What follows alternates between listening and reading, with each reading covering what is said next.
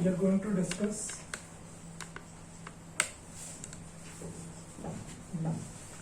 three farm bills that are introduced by Union Government in 2020. So before understanding this bill, we have to look into some background. There are two things. One is your public. Second is private. So there is a difference between these two things. One is public, second is private. Private means आपको पता है कि it is owned by a company or a group of companies or a trust. Something owned by a private player.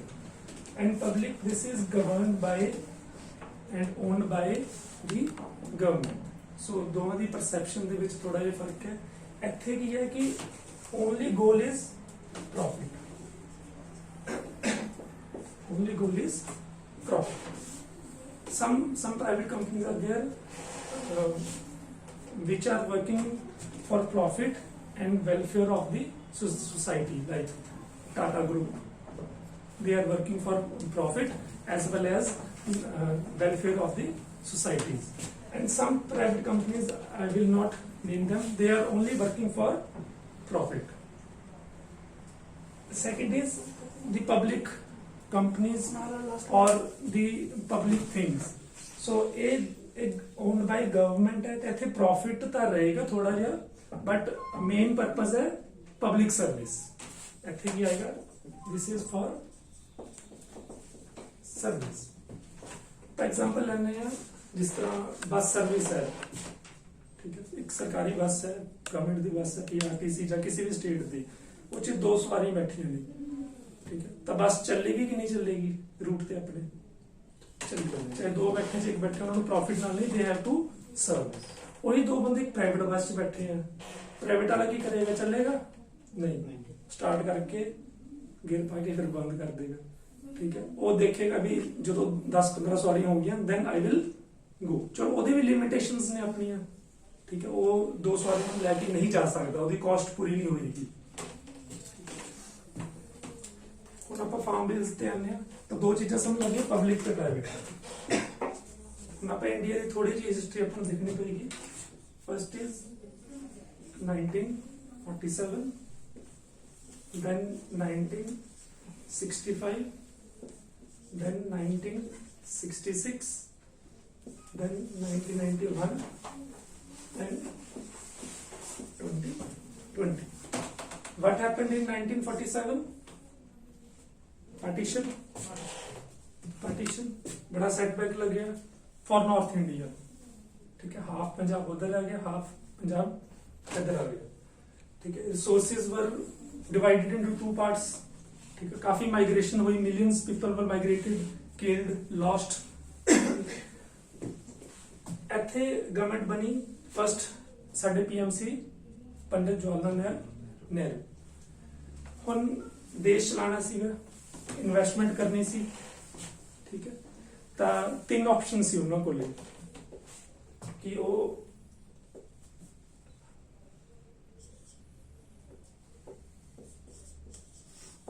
Primary sector 'ਚ invest ਕਰਦੇ,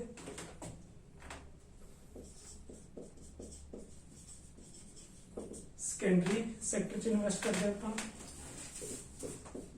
जहाँ tertiary sector च invest करते हैं. So what is primary sector? Like your farming,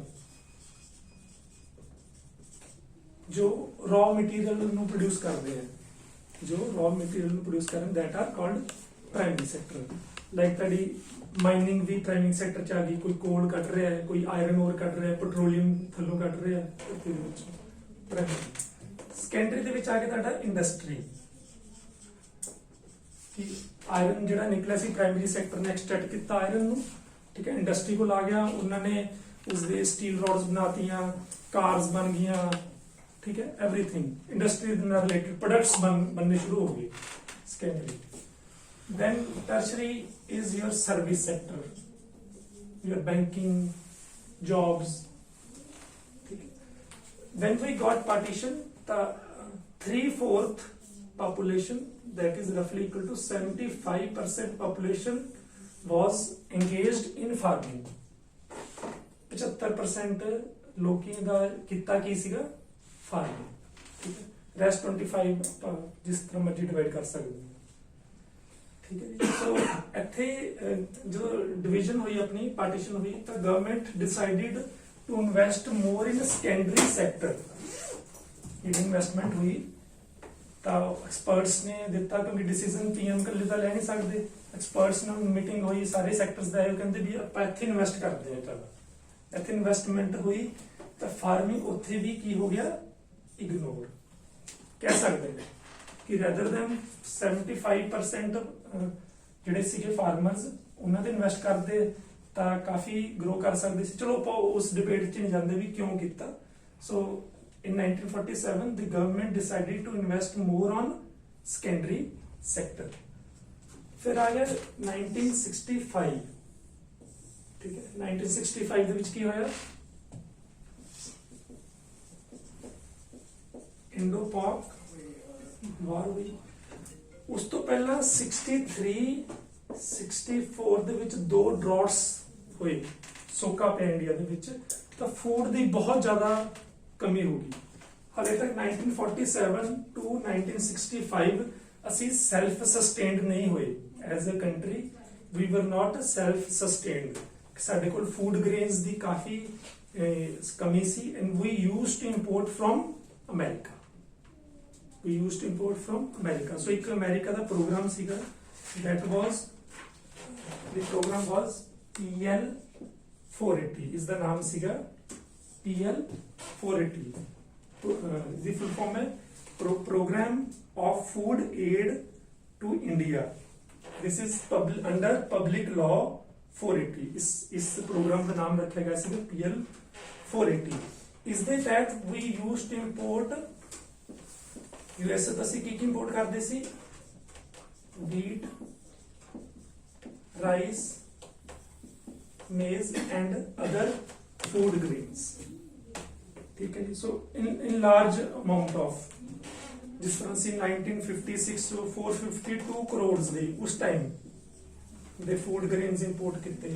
ਚਲੋ ਆਪਾਂ ਇਸ ਦੇ ਵਿੱਚ ਜ਼ਿਆਦਾ ਡਿਟੇਲ ਦੇ ਵਿੱਚ ਨਹੀਂ ਜਾਂਦੇ।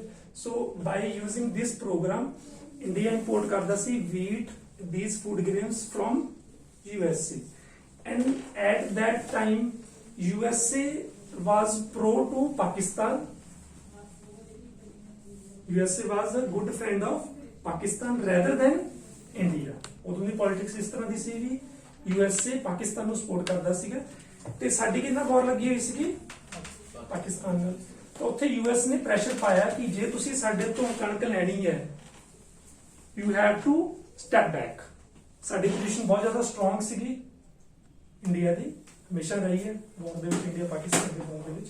ਐਂਡ USA ਨੇ ਪ੍ਰੈਸ਼ਰ ਪਾਇਆ ਕਿ you have to step back, ਜੇ ਤੁਸੀਂ ਸਾਡੇ ਤੋਂ ਫੂਡ ਗ੍ਰੇਨ ਲੈਣੀ ਹੈ। ਦੇਸ਼ ਦੇ ਵਿੱਚ ਸੋਕਾ ਪੈ ਕੇ ਹਟਿਆ, ਖਾਣ ਨੂੰ ਹੈ ਨਹੀਂ, ਉਧਰ ਵਾਰ ਲੱਗੀ ਹੋਈ ਹੈ, USA ਨੇ ਪ੍ਰੈਸ਼ਰ ਪਾਤਾ you have to step back, ਤਾਂ ਸਾਨੂੰ ਸਟੈਪ ਬੈਕ ਕਰਨਾ ਪਿਆ। At that time Indira Gandhi was PM, ਠੀਕ ਹੈ। ਸੋ ਸਾਡੇ ਜਿਹੜਾ ਸੀਗਾ ਫੋਰਨ ਮਿਨਿਸਟਰ ਜਾਂ ਡਿਫੈਂਸ ਮਿਨਿਸਟਰ USA ਤੋਂ ਉੱਥੋਂ ਡੀਲ ਕਰਕੇ ਆਈ ਸੀ, ਤੇ ਉਹਨਾਂ ਨੇ ਆ ਕੇ ਕਿਹਾ ਵੀ ਜਿਹੜੇ ਇੱਕ, ਫਿਰ ਉਹਨਾਂ ਨੇ ਸਾਇੰਟਿਸਟ ਨੂੰ ਬੁਲਾਇਆ, that was Swaminathan main scientist ਸੀਗੇ, ਨਾਲ ਉਹਨਾਂ ਦੇ 3 ਹੋਰ ਕਲੀਗ ਸੀਗੇ, ਉਹਨਾਂ ਨੂੰ ਬੁਲਾਇਆ ਇੰਦਰਾ ਗਾਂਧੀ ਨੇ। ਤੇ ਇੰਦਰਾ ਗਾਂਧੀ ਨੇ ਕਿਹਾ ਕਿ ਤੁਸੀਂ ਇਹ ਜੋ ਮੈਨੂੰ ਮੁਸੀਬਤ ਦੇ ਵਿੱਚੋਂ ਕੱਢ ਸਕਦੇ ਹੋ। ਸਵਾਮੀਨਾਥਨ ਨੂੰ ਕਿਹਾ ਵੀ ਮੇਰਾ ਸਿਰ ਝੁਕ ਜਾਂਦਾ ਹੈ USA ਦੇ ਅੱਗੇ, ਵੀ ਇਹ ਜਿਹੜਾ ਮੈਂ ਝੁਕਦੀ ਹਾਂ ਤੁਸੀਂ ਮੈਨੂੰ ਇਸ ਦੇ ਵਿੱਚੋਂ ਕੱਢ ਸਕਦੇ ਹੋ। ਤਾਂ ਉਹਨਾਂ ਨੇ ਕਿਹਾ ਵੀ give us some time। ਇੱਕ ਹਫ਼ਤੇ ਬਾਅਦ Swaminathan plus his colleagues went back to Indira Gandhi, ਉਹਨੂੰ ਕਿਹਾ ਕਿ ਮੈਡਮ ਹਾਂ ਅਸੀਂ ਤੁਹਾਨੂੰ ਇਸ ਮੁਸੀਬਤ ਦੇ ਵਿੱਚੋਂ ਕੱਢ ਸਕਦੇ ਹਾਂ। ਉਹ ਕਹਿੰਦੀ ਕਿਸ ਤਰ੍ਹਾਂ, ਕਹਿੰਦੇ ਵੀ ਗ੍ਰੀਨ ਰੈਵੋਲੂਸ਼ਨ ਲੈ ਕੇ ਆਉਣਾ ਪਏਗਾ ਸਾਨੂੰ, ਕਿ ਆਲਰੇਡੀ ਬ੍ਰਾਜ਼ੀਲ ਦੇ ਵਿੱਚ ਸਕਸੈਸਫੁਲ ਹੋ ਗਿਆ, ਆਲ ਓਵਰ ਹੋਰ ਕੰਟਰੀਜ਼ ਵੀ ਅਡਾਪਟ ਕਰ ਰਹੇ ਹਨ। ਤਾਂ ਇਹਦਾ ਇੱਕੋ ਸੋਲੂਸ਼ਨ ਹੈ, we have to go for green revolution. So 1965 ਦੇ ਵਿੱਚ ਇਹਦੀ ਨੀਂਹ ਪੱਥਰ ਰੱਖਿਆ ਗਿਆ, that is green revolution.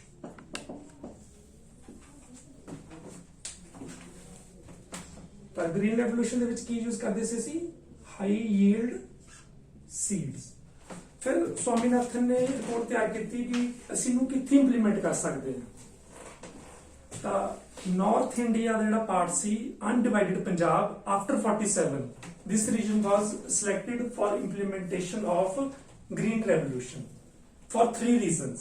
climate बहुत ਵਧੀਆ है, soil बहुत अच्छी है, water resources है, ते farmer की है hard working है, they are hard working plus they can adapt to the change।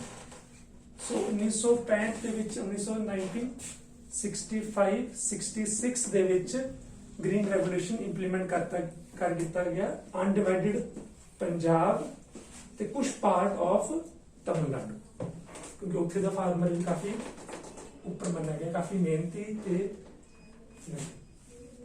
ਠੀਕ ਹੈ। 1 ਨਵੰਬਰ 1966 ਠੀਕ ਹੈ ਜੀ। ਇਸ ਤੋਂ ਬਾਅਦ ਕੀ ਹੋ ਗਿਆ? ਪੰਜਾਬ 3 ਸਟੇਟਸ ਡਿਵਾਈਡ ਹੋ ਗਿਆ, ਪੰਜਾਬ ਇਟਸੈਲਫ, ਹਰਿਆਣਾ ਐਂਡ ਹਿਮਾਚਲ ਪ੍ਰਦੇਸ਼। ਸੋ ਜਦੋਂ ਇਹ ਇੰਪਲੀਮੈਂਟ ਕੀਤਾ ਗਿਆ ਗ੍ਰੀਨ ਰੈਵੋਲੂਸ਼ਨ, ਤਾਂ ਇਸ ਦੀ ਆਉਟਪੁੱਟ ਕੀ ਆਣੀ ਸੀਗੀ? ਫੂਡ ਗ੍ਰੇਨਸ ਇਨ ਲਾਰਜ ਕੁਆਂਟੀਟੀ। ਤਾਂ ਉਹਨੂੰ ਸਾਂਭਣਾ ਕਿੱਥੇ ਹੈ? ਪਹਿਲਾਂ ਤਾਂ ਪ੍ਰੋਡਕਸ਼ਨ ਇੰਨੀ ਜ਼ਿਆਦਾ ਨਹੀਂ ਸੀ ਜਿੰਨੀ ਸੀ ਕੰਜ਼ੰਪਸ਼ਨ ਹੋ ਜਾਂਦੀ ਸੀ, ਸਟੋਰੇਜ ਹੈ ਹੀ ਨਹੀਂ ਸੀ ਬਿਲਕੁਲ, ਤਾਂ ਹੀ 2 ਸਾਲ ਸੋਕਾ ਪਿਆ। ਤਾਂ we have to back to the USA। Storage ਤਾਂ ਲੋੜ ਹੀ ਨਹੀਂ ਸੀ, ਕਿਉਂਕਿ ਜਿੰਨਾ ਪ੍ਰੋਡਿਊਸ ਹੁੰਦਾ ਸੀ ਕੰਜ਼ਿਊਮ ਹੋ ਜਾਂਦਾ ਸੀ। ਹੁਣ ਪ੍ਰੋਡਕਸ਼ਨ 10 ਟਾਈਮਸ ਕਿਤੇ ਲਿਖਿਆ, ਕਿਤੇ 8 ਟਾਈਮਸ 20 ਟਾਈਮਸ ਵੀ ਲਿਖਿਆ ਪ੍ਰੋਡਕਸ਼ਨ ਹੋਈ, ਤਾਂ ਉਹਨੂੰ ਕੀ ਕਰਦਾ ਹੈ? ਤਾਂ ਫਿਰ ਗਵਰਨਮੈਂਟ ਨੇ ਬਣਾਇਆ ਇੱਕ ਆਰਗੇਨਾਈਜੇਸ਼ਨ ਬਣਾਈ, ਫੂਡ ਕਾਰਪੋਰੇਸ਼ਨ ਆਫ ਇੰਡੀਆ।